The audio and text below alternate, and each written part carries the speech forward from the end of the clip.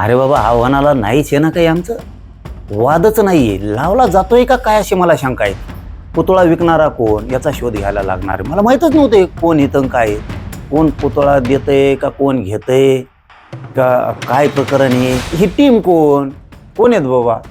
पुतळा कोण विकतंय, कोण कुठं नेऊन बसवतंय, जाणून बुजून हे कोणी बसवलाय, असं काय आहे का याचा शोध घेतोय मी. शंका घेत नाही. पण ते लक्ष्मण हाके हा वाद आधीच मिटला असता. गावाचा विषय किती जाऊन आंदोलन करत होते, काल पोलिसांच्या अंगावर होते. त्याचं सोडून मी जरा काय ते जाऊन तिकडे. म्हणजे आंजणगावचं प्रकरण होतं, तुम्ही जाणार होते. आता प्रकरण मिटलंय, गावकऱ्यांनी स्थानिक पातळीवर हा विषय संपवलाय. काय पुढची भूमिका असणार? नाही, चांगलं झालं की आपल्यातला वाद मिटला. शेवटी छत्रपतीचा सन्मान करणं ही आपली सगळ्यांची जबाबदारी आहे.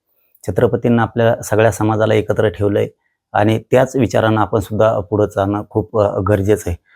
खूप आनंदाची गोष्ट झाली. रात्री पण SP साहेबांनी सोलापूरच्या सांगितलं होतं की आम्ही बसून 100% मिटवणार आहेत. म्हणूनच मग आम्हाला जाहीरपणानं आपला दौरा टाकता आला नाही. परंतु कौतुक करतो मी सगळ्यांचं की पुढचे होणारा मोठा वाद टळलाय. आता याच्या पाठीमागं कोण होतं काय होतं हे पोलीस प्रशासनानं शोधून काढलं पाहिजे. परंतु खूप चांगलं झालं की हा वाद मिटलाय. दोन्ही बांधव धनगर आणि मराठा गुण्यागोविंदांनी गावात नांदतील. फरांदे बाबांचाही मला काल फोन होता की तुम्हाला यावंच लागतंय. ते धर्मगुरू आहेत धनगर समाजाचे. आणि मराठा समाजाचा एक फोन होता की तुम्हाला यावंच लागणार आहे, आपण बसून तोडगा काढू. मी त्याच वेळेस बाबाजींना म्हणजे फरांदे बाबाजी आहेत त्यांना शब्द दिला होता की शांततेत बसून वाद 100% मिटला जाईल. वाद कुठेही होणार नाही. हे काय आता असते 4-2 असते, ते हुल्लडबाजी करतात, इकडचे 4-2 तिकडचे 4-2. म्हणून एवढा मोठा प्रेमानं वागणारा राज्यात समाज मराठा आणि धनगर यांच्यात वाद निर्माण होऊ द्यायचा नाही या भूमिकेत मी 4 दिवसापासून सलग होतो. आणि ते खूप चांगलं झालं की तो वाद मिटला. पण ते लक्ष्मण हाके म्हणजे हा वाद आधीच मिटला असता. गावाचा विषय होता. किती जाऊन आंदोलन करत होते, काल पोलिसांच्या अंगावर गेले. त्याचं सोडून मी जरा काय ते जाऊन तिकडे. आता तुम्ही तिकडे जाणार आहे की नाही? काल तुम्ही ठरवलं होतं बाबा जाणार. नाही, आता मिटलं म्हणल्याच्या नंतर चांगलं झालं ना. आता काय जाण्याची आवश्यकता नाहीये. मिटलं नसतं तर मी शब्द दोन्हींना पण दिला होता, मराठा समाजाला पण आणि धनगर समाजाला पण. मी 100% येणार. आपण वाद होऊ देणार नाहीत कुठल्याच परिस्थितीत. धनगर मराठा तोडगा सन्मानानं काढला जाईल. धनगराचा सन्मान होईल, मराठ्यांचा पण होईल आणि छत्रपतींचा पण सन्मान होईल.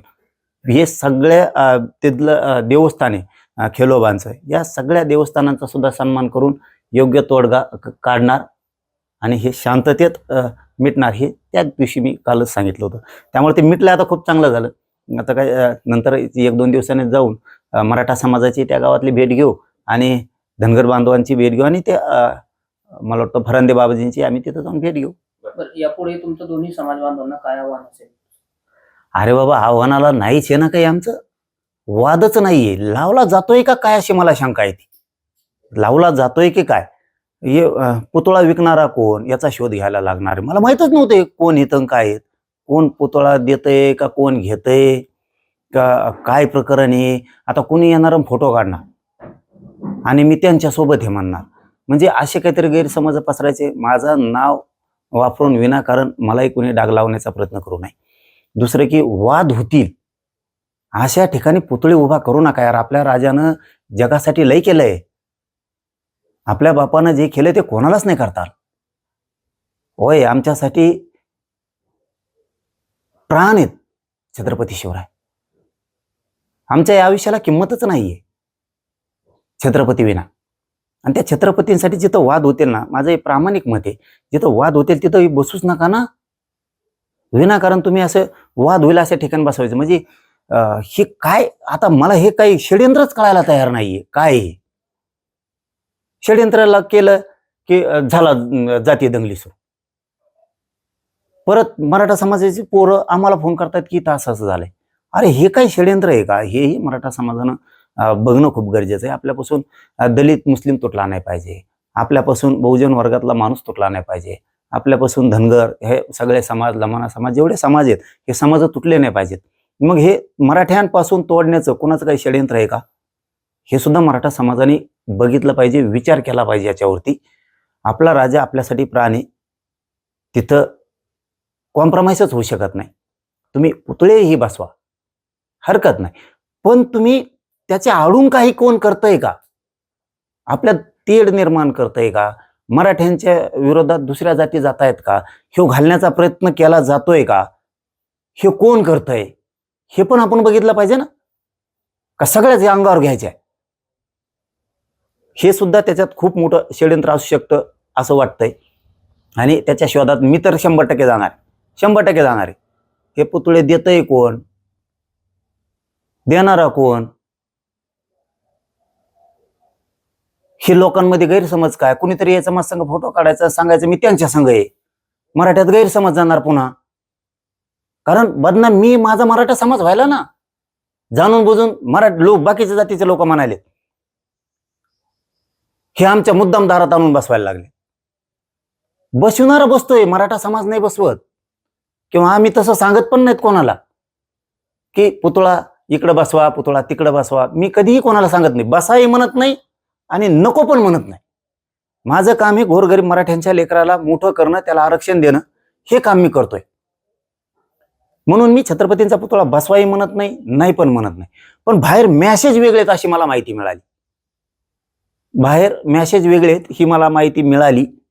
म्हणून मी आता ते शोधात लागलोय की ही टीम कोण आहेत बाबा? पुतळा कोण विकतय? कोण कुठं नेऊन बसवतय? जाणून बुजून हे कोणी बसवलाय? असं काय हाय का? याचा शोध घेतोय मी, शंका घेत नाही. कुणी बसवलाय भूमला? कोणी विकणारा हे बघायला लागलं ना, कारण दलित मराठा लागायला लागलं ना विनाकारण. हे बस विकणारा कोण, बसवणारा कोण हे मला बघणं गरजेचं आहे. कळंबला तसंच झालंय जणू, आता अंजनगावला पण तसंच झालंय की पुतळा नेऊन बसवायचा आणि मग फोटो लावून द्यायचा. मग आता हे काही षड्यंत्र आहे का? मराठ्यांच्या अंगावरती धनगर घालायचा, मुस्लिम दलित घालायचा, हे बघावं लागणार आहे. त्याच्या आडून कुणी हाय का माहिती आता ते घ्यायला लागत. जो कुणी विकतोय घेतोय यांची प्रामाणिक विचार असू पण शकते, पण याच्या आडून हा पण डाव आहे का हेही बघावं लागणार आहे. कारण हे कोण पुतळे विकतंय हेच मला आतापर्यंत माहित नव्हतं, माहितच नाहीये. आता त्याची माहिती घेतोय. पुतळे विकणारे कोण, घेणारे कोण, बसवतोय कोण, कशामुळे बसवताय? वाद व्हावा म्हणून का प्रामाणिक इच्छा चांगली आहे म्हणून? हरकत नाही. मग पण शक्यतो माझा हात जोडून म्हणणं आहे सगळ्यांना की तुम्ही वाद होईल अशा ठिकाणी पुतळे बसूच नका. आपल्या राज्यासाठी गुंठा 2 गुंठे विकत घेऊ, शान केसात मोठं बांधकाम करू आणि मोठाले बसवायचे तर ते 20-30 लाख आले ते ब्राऊनचे का कशाचे ते बसवा, मोठमोठाले बसवा ना. मराठा समाजांनी आपलं दैवत ते बसवायचे ना, चांगले मोठाले बसवा. पण वाद होईल असं कुणी वागू नका, कुणीच. इथून पुढं वाद होतील अशा ठिकाणी पुतळे बसू नका. आणि तुम्हाला तरी बसवायचे असतील तर ती तुमची जबाबदारी. तुम्हाला असं